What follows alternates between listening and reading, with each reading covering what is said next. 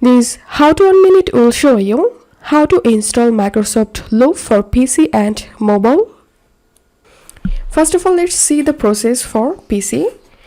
Open your browser and open loop.microsoft.com and log in into your account here. Then click on this three dot and click on Install Microsoft Loop. Install.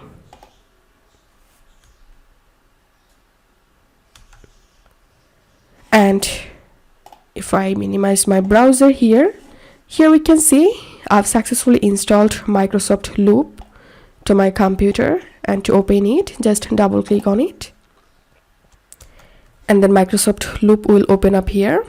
So this is how we can install Microsoft Loop on PC. On your mobile device, open the Google Play Store and tap on this search box and type here Loop.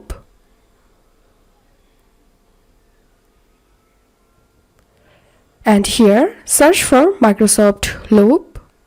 Once you get it, tap on it.